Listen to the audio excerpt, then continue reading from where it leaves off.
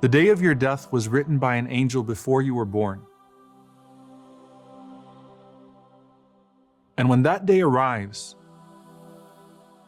the angel of death will appear before you.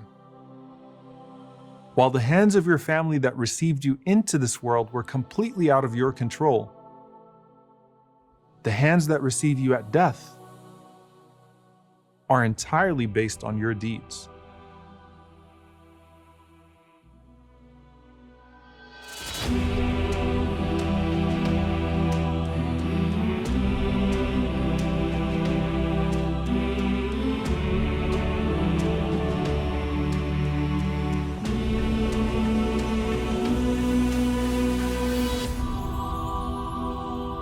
The day of your death is a day in which you'll feel like you're caught between two realms. Do you have some sort of a feeling as a believer that life is about to come to an end? Some people do get a premonition of their death. In fact, if you look through our tradition, you find multiple dreams of righteous people right before they passed away. None so more beautiful than the dream of Uthman radiallahu ta'ala anhu, who goes to sleep with the intention to fast and sees the Prophet sallallahu alaihi wasallam and Abu Bakr and Umar, may Allah be pleased with them, in his dream. And the Prophet sallallahu alaihi wasallam comforts Uthman radiallahu ta'ala anhu and tells him, "You will break your fast with us tomorrow, O Uthman." You also have the dream of Abdullah ibn Haram, the father of Jabir, may Allah be pleased with them both. And Abdullah ibn Haram wakes up on the day of Uhud and he says to Jabir, "O Jabir, I have a feeling like I'm going to die today. And in fact, I feel like I'm going to be the first one that's going to be killed in Uhud." And indeed, subhanAllah, Abdullah ibn Haram was the first shaheed of the Battle of Uhud. Something very recently, the people of Gaza. Many people don't know that thousands of people in Gaza had a dream before the genocide started, in which they saw themselves passing away. And this has become widely narrated now, and in fact, some of the people of Gaza comfort each other by reminding themselves of that dream that they had, because the end of it is Jannah. Do we have a feeling? Do we see a dream? Sometimes it is just a feeling, like a believer's intuition. اتقوا فراسة المؤمن فإنه ينظر بنور الله. With the believer's intuition, he sees with the light of Allah. And regardless if there's a premonition or not, everyone goes through the stages of death, but some easier than others. And there are good signs of a good ending. If Allah led you in your last days to give charity, to pray, to read Qur'an, to be of a cheerful spirit, all of this is a sign of a good ending.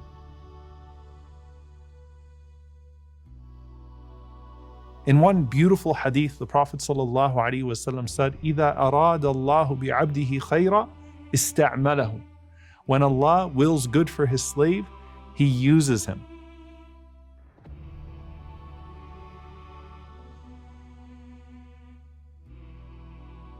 So the companion said, Ya Rasulullah, كَيْفَ يَسْتَعْمِلُهُ? How does Allah use him? And the Prophet ﷺ said, يُوَفِّقُهُ لِعَمَلٍ صَالِحٍ قَبْلَ مَوْتِهِ. He gives him the ability to do a good deed right before he dies. In another narration, the Prophet ﷺ said, إِذَا أَرَادَ اللَّهُ بِعَبْدِهِ خَيْرٍ عَسَلَهُ. When Allah wills good for His slave, He sweetens him. And they said, Ya Rasulullah, how does Allah sweeten His slave?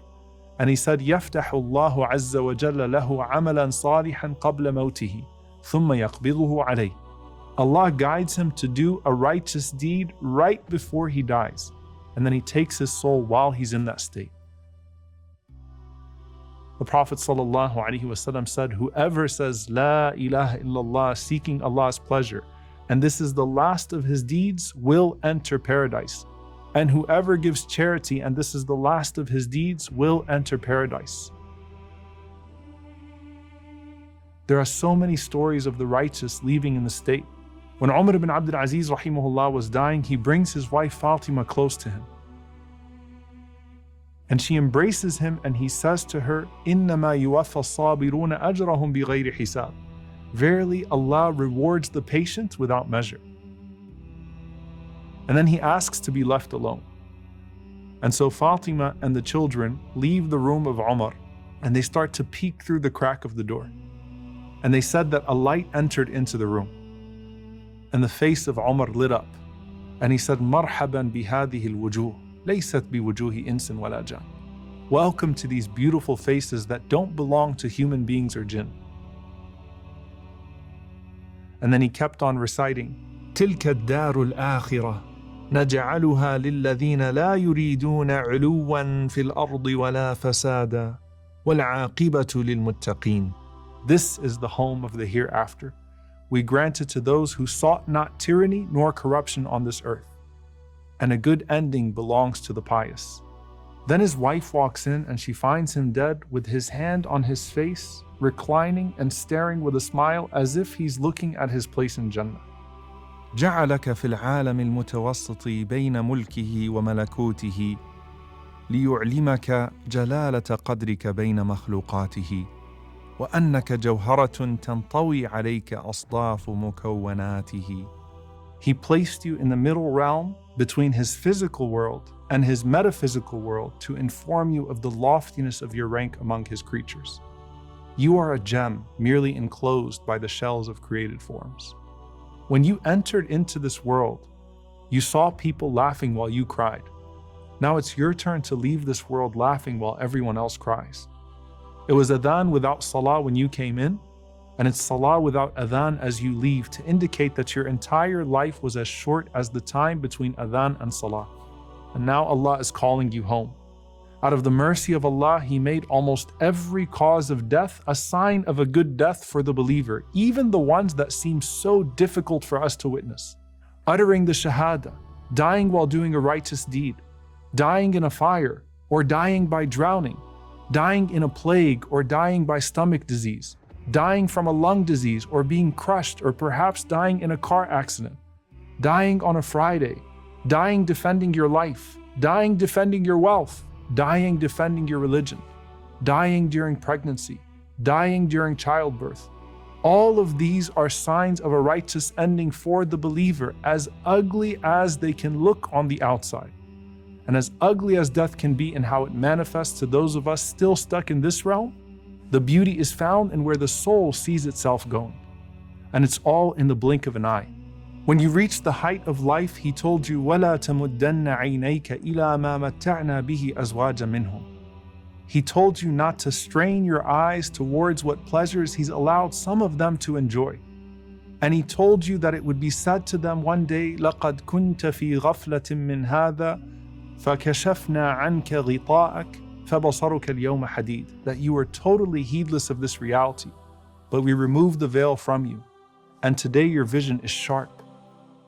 With your eyes, you now see angels descending as light approaches. And they sit all the way at the end of your horizon as the angel of death comes near. With your eyes, you see the people you love bidding you farewell.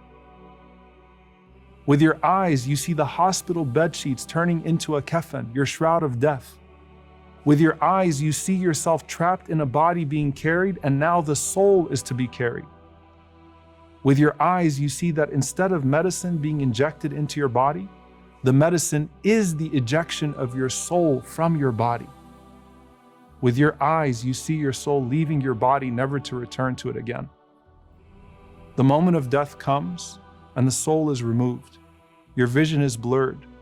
The voices from the world become quieter, and a new perception comes that is straight from your soul.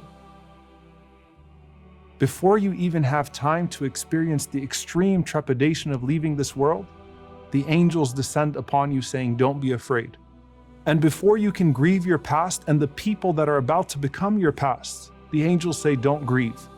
And before you can even think of where you may be going, وَأَبْشِرُوا بِالْجَنَّةِ الَّتِي كُنْتُمْ تُوعَدُونَ. Glad tidings of paradise, just as you were promised. Your body becomes still. You've lost the ability to move your limbs. Your soul rises through your throat. And just like that, you've moved into another world. What you are returning to is better than what you are leaving behind. And the reward for those who grieve you is even better than when they had you. Inna lillahi wa inna ilayhi raji'un. To Allah we belong, and to Him we all return. قل لن يصيبنا إلا ما كتب الله لنا هو مولانا وعلى الله